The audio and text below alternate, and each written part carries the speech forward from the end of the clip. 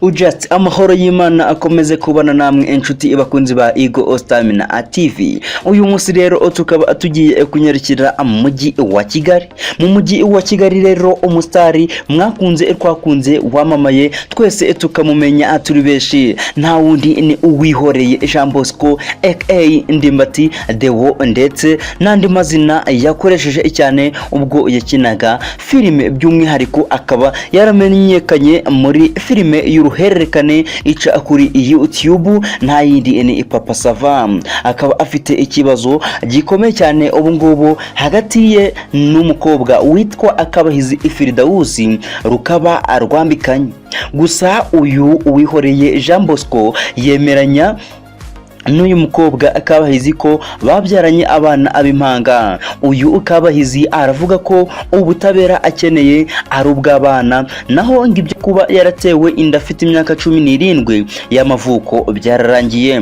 Akabahizi ko mu karere ka Nyaruguru yabitangarije kuri Megapex TV nyuma yaho umuvugizi w'urwego rw'ubugenzacyaha Dr Murangira Thierry kuri uyu wa 10 Werurwe 2022 yaramaze kwemeza ko Ndimbati yamaze gutabwa muri yombi akurikiranwe icyaha cyo gusambanya umwana utarageza ku myaka 18 y'amavuko. Uyu mubyeyi uvuga ko afite imyaka 19 y'amavuko yagize ati, sinashakaga ko afungwa rwose, icyo nshaka n'uburenganzira bw'abana, njyewe nta nubwo ibyanjye nabyitayeho cyane, ibyo kuvuga ngo narahohotewe ngo nkeneye ubutabera bandenganure, ahubwo ubutabera nkeneye n'ubw'abana kuko n'ubundi ibyanjye byararangiye, ntabyo bamufunga n'ubundi ngo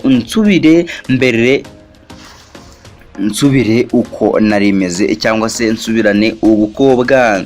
Ibihe bisubire inyuma, igihe yarakintesheje imyaka irenga 2 kugeza uyu munsi ikaba ayirenze. Ndimbati yatawe muri yombi nyuma y'ikiganiro Kabayizi yagiriye kuri Isimbi TV asobanura uko yamuteye inda, yabanje kumusindisha yifashishije inzoga yitwa Amarura, yabyara izi mpanga uyu munyarwenya ngo akamutererana. Uyu munyarwenya nawe mu kiganiro yagiriye kuri televiziyo ikorera kuri YouTube yemeye abana n'uyu mugore, ariko anemeza ko bose abitaho kandi akabakodeshereza ndetse n'inzu. Ndimbati afungiwe kuri sitasiyo y'ubugenzacyaha ya Rwezamenyo mu karere ka Nyarugenge, mu gihe dosiye ye itunganwa kugira ngo ishyikirizwe ubushinjacyaha. Ngayo nguko rero ibya Uwihoreye Jean Bosco bikaba bikomeje kuba agatereranzamba.